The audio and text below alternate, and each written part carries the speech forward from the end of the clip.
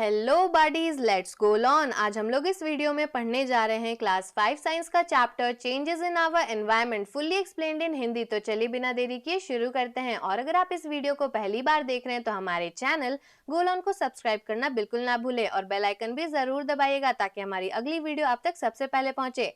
तो चलिए शुरू करते हैं। सबसे पहला topic pollution.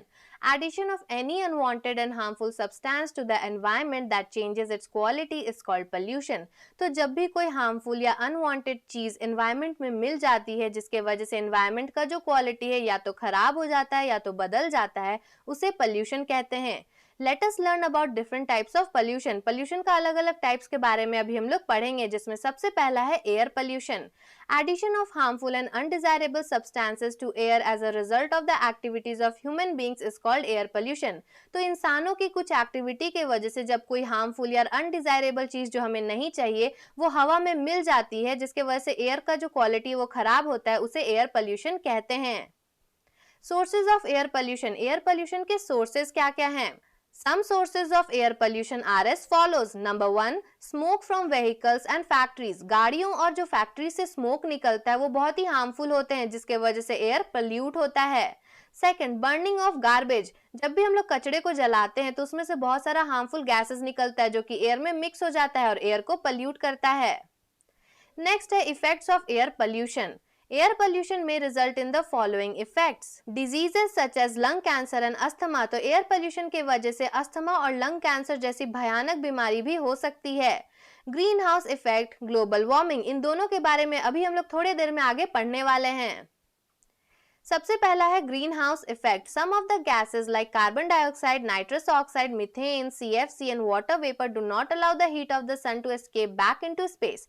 This make the earth warmer. These gases are called greenhouse gases and this effect is known as greenhouse effect। तो कुछ गैसेस होती हैं जैसे कि carbon dioxide, nitrous oxide, methane, CFC, water vapour, ये ऐसे गैसेस होते हैं जो कि सन का जो हीट है उसको वापस स्पेस में नहीं जाने देते, उसे अर्थ में ही ट्रैप करके रखते हैं, जिसके वजह से अर्थ का टेम्परेचर बढ़ने लगता है और अर्थ गर्म होने लगता है। तो ये सब जो गैसेस है इन्हें ग्रीन हाउस गैसेस कहते हैं और ये जो पूरा इफेक्ट है उसे ग्रीन हाउस इफेक्ट कहते हैं। ये जो आप पिक्चर देख रहे हैं ये ग्रीन हाउस इफेक्ट का एक पिक्चर है। Some of the greenhouse gases are as follows। अभी हम लोग कुछ ग्रीन हाउस गैसेस के बारे में डिस्कस करेंगे। सबसे पहला है carbon dioxide. Due to the burning of fossil fuels and destruction of forest, the amount of carbon dioxide in the atmosphere has been increasing. This results in the trapping of more heat, thus increasing the temperature of the earth. तो जब भी fossil fuels को जलाया जाता है या फिर forest में डिस्ट्रक्शन किया जाता है यानी कि पेड़ों को काटा जाता है, तो कार्बन डाइऑक्साइड का अमाउंट जो है वो एटमॉस्फेयर में बढ़ जाता है, जिसके वजह से ये जो कार्बन डाइऑक्साइड ये हीट को ज्यादा ट्रैप करता है और टेम्परेचर बढ़ा देता है अर्थ का। नेक्स्ट है methane. This gas is released by the grass eating animals. It traps heat from the earth and makes it warmer. तो मीथेन गैस का भी वही काम है, ये ट्रैप करता है हीट को और धरती को गर्म करता है। ये जो गैस होता है मीथेन, ये ग्रास ईटिंग एनिमल्स रिलीज करते हैं जैसे कि काऊ।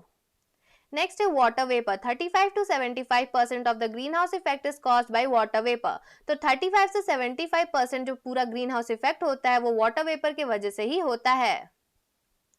Ozone and CFCs. Ozone is found in the stratosphere. It blocks the harmful rays of the sun. CFC, chlorofluorocarbons, are chemicals widely used in refrigerators, air conditioners, and in many other industrial processes. They too warm up the atmosphere and destroy protective ozone layer। तो जो ozone होता है ये हमारे stratosphere layer में पाया जाता है। इसका काम होता है कि जो सन से हार्मफुल रेज आ रहे हैं उसे ब्लॉक करना और अर्थ पे नहीं आने देना। तो जो CFC होता है जिसका फुल फॉर्म क्लोरोफ्लोरोकार्बन है, ये एक ऐसे केमिकल है जो कि ज्यादातर रेफ्रिजरेटर, AC और बहुत सारे इंडस्ट्रीज में यूज किया जाता है। CFC बहुत ही खतरनाक केमिकल होता है क्योंकि ये भी एटमॉस्फेयर को गर्म करता है और हमारे ओजोन लेयर को डिस्ट्रॉय करता है। अगर ओजोन लेयर डिस्ट्रॉय हो गया तो सन का हार्मफुल रेज धरती पे आने लगेगा और उससे बहुत सारी बीमारियां हो सकती है। इसलिए CFC जो है ये बहुत ही हार्मफुल केमिकल है। नेक्स्ट टॉपिक है global warming. Greenhouse gases in the atmosphere trap the heat of the sun and there is a rise in temperature on the earth. This is called global warming. The effects of climate changes are visible, melting of polar ice caps, rise in water levels of oceans and flooding of places near the sea. तो जो atmosphere में green house gases होते हैं वो सन का heat को trap करते हैं, जिसकी वजह से अर्थ का टेम्परेचर बढ़ता है। इसे ही ग्लोबल वार्मिंग भी कहते हैं। तो ये जो हो रहा है ग्लोबल वार्मिंग, इसका इफेक्ट हम लोगों को क्लाइमेट चेंज में भी दिख रहा है, जैसे कि पोलर आइस कैप जो है वो भी मेल्ट हो रहे हैं, वाटर लेवल जो है ओशन में वो भी बढ़ रहा है, और जो जो जगह समुद्र के आसपास है वहां पे फ्लड आ जा रहा है। नेक्स्ट टॉपिक है prevention of air pollution. Air pollution को कैसे हम लोग प्रिवेंट कर सकते हैं? Air pollution can be prevented by the following veg.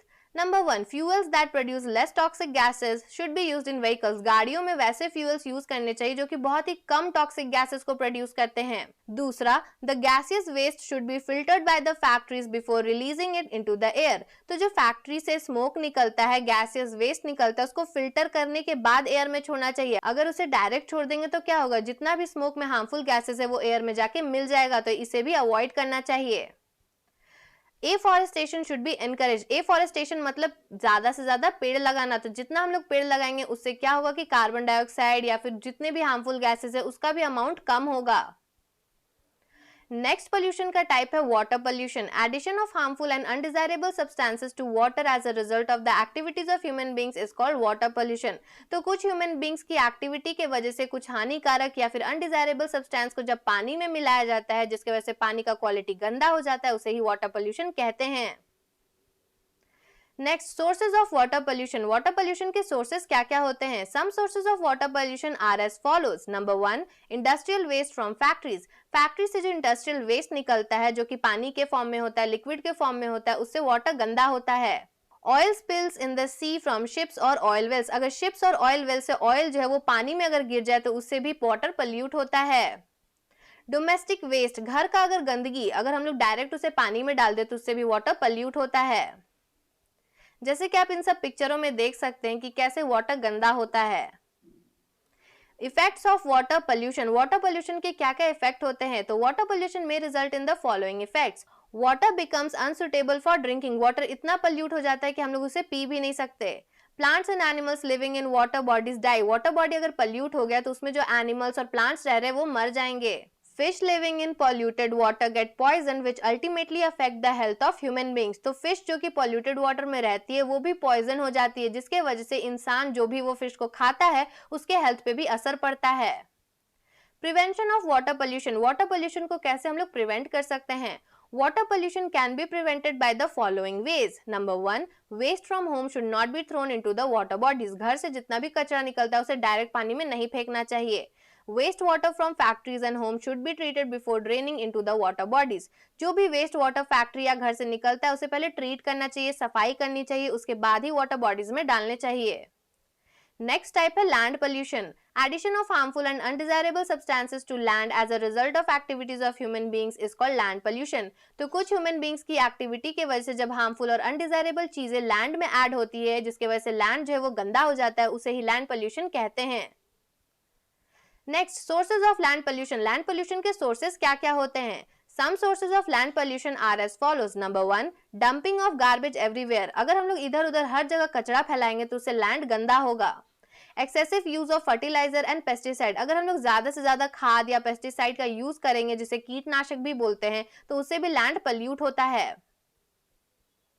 Effects of land pollution. Land pollution may result in the following effects. Number 1, quality and fertility of the soil gets reduced. तो मिट्टी का जो quality होता है और उसका जो उपजाऊ होता है, फर्टिलिटी, वो भी घट जाता है। Causes diseases in human beings and other animals. तो जानवर और इंसान दोनों में ही बीमारियां होने लगती हैं। Prevention of land pollution. Land pollution को कैसे प्रिवेंट किया जा सकता है? Land pollution can be prevented by the following veg. Number 1, reduce the use of synthetic fertilizer and pesticides. Synthetic fertiliser और जो पेस्टिसाइड होता है उसका यूज हमें कम कर देना चाहिए। Reuse and recycle solid waste. जो भी सॉलिड वेस्ट होता है उसे बार बार रिसाइकल करके यूज करना चाहिए। Avoid the use of polythene bags. जो प्लास्टिक बैग्स होती है वो डिग्रेड नहीं होती, इसलिए उसका यूज भी नहीं करना चाहिए।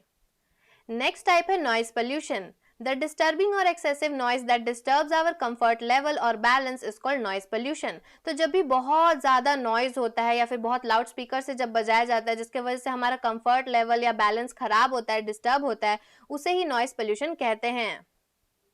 Sources of noise pollution. Some sources of noise pollution are as follows. Number 1, unnecessary use of horns on the road. Road पे आपने देखा होगा कि बिना मतलब का हॉर्न बजाया जाता है, तो उससे क्या होता है, नॉइज पोल्यूशन होता है. Noise from factories, loud speakers and vehicles. कोई कोई गाड़ियों में से, लाउड स्पीकर में से और फैक्ट्रियों में से भी इतना आवाज आता है जिसकी वजह से नॉइज होता है. Noise from electrical appliances. तो कुछ कुछ इलेक्ट्रिकल अप्लायंसेस ऐसे होते हैं जो कि बहुत आवाज करता है और बहुत इरिटेटिंग भी होता है, जैसे कि लाउड स्पीकर हो गया, हॉर्न हो गया, जो कि रोड पे बिना मतलब का चलाया जाता है. इन सब से नॉइज पोल्यूशन होता है. Effect of noise pollution. Noise pollution के क्या क्या इफेक्ट होते हैं. Noise pollution may result in headache and dizziness and sometimes continuous exposure to loud noise may result in deafness. तो ये जो नॉइज पोल्यूशन होता है इसकी वजह से सिर दर्द होने लगता है, बहुत ही डिजीनेस होने लगता है, यानी सर घूमने लगता है. और कभी कभी क्या होता है, अगर हम लोग ज्यादा देर तक लाउड नॉइज में रहते हैं तो उससे हम लोग बहरे भी हो सकते हैं. Prevention of noise pollution. Noise pollution को कैसे प्रिवेंट किया जा सकता है. Noise pollution can be prevented by the following ways. Number 1, horns of vehicle must be used to the minimum. जो व्हीकल में हॉर्न होते हैं उसे बहुत ही कम यूज करना चाहिए या फिर जरूरी होने पे ही यूज करना चाहिए. Loud speaker must not be played too loud. जो लाउड स्पीकर होते हैं उसे ज्यादा नहीं लाउड होकर चलाना चाहिए, उसे बहुत कम या फिर जितना मिनिमम रिक्वायरमेंट है उतना ही करना चाहिए. बिना मतलब का ज्यादा आवाज करने से भी नॉइज पोल्यूशन बहुत होता है. Electrical appliances must be maintained well. तो आपने देखा होगा कि कुछ जो इलेक्ट्रिकल अप्लायंसेज होते हैं जब ज्यादा टाइम बीत जाता है, वो खराब होता है, तो उसमें से बहुत आवाज आने लगती है, तो इसलिए उसका मेंटेनेंस भी बहुत जरूरी है. Let's recall. इस चैप्टर में हम लोगों ने क्या क्या पढ़ा उसे एक बार रिकॉल करते हैं. Number 1, human activities change the environment not only on land, air but in the atmosphere too. Greenhouse gases cover the atmosphere and do not allow the heat to escape. Electrical appliances must be maintained well. इस chapter में कुछ terms थे जिसे याद करना जरूरी है, जो कि टेस्ट और एग्जाम में भी पूछे जाते हैं. सबसे पहला है ग्रीन हाउस इफेक्ट, जो कि बहुत इंपॉर्टेंट है. इसका टर्म का मतलब है trapping of heat from the earth by some gases. Global warming, increase in the temperature of the atmosphere. तो आप लोग इसमें कंफ्यूज भी हो रहे होंगे कि ग्रीन हाउस इफेक्ट और ग्लोबल वार्मिंग आखिर होता क्या है, क्योंकि दोनों का काम तो एक ही है, मतलब दोनों में एक ही चीज होता है. तो ग्रीन हाउस इफेक्ट का आप देख सकते हैं कि जो गैसेज होते हैं जब वो हीट को ट्रैप करती है अर्थ पे तो उसे ग्रीन हाउस इफेक्ट कहते हैं. और जब एटमॉस्फेयर में टेम्परेचर का बदलाव होता है, टेम्परेचर बढ़ने लगता है, उस इफेक्ट को ग्लोबल वार्मिंग कहते हैं. Hope you understand. तो ये था पूरा एक्सप्लेनेशन इस चैप्टर का. और अगर आपको इसी तरह और भी चैप्टर्स का एक्सप्लेनेशन चाहिए, किसी टॉपिक का एक्सप्लेनेशन चाहिए, तो तुरंत हमारे चैनल गो लर्न को सब्सक्राइब कर लीजिएगा और बेल आइकन भी जरूर दबाइएगा ताकि हमारी अगली वीडियो आप तक सबसे पहले पहुंचे. So thanks for watching and if you like this video don't forget to like, subscribe and share. Thank you. Subscribe please.